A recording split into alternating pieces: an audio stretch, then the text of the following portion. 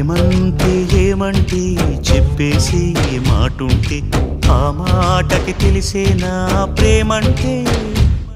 అది చరితలు సైతం చదవని వైనం, కవితలు సైతం పలకని భావం, సరిగమలెరుగని మధురిమ ప్రేమంటే.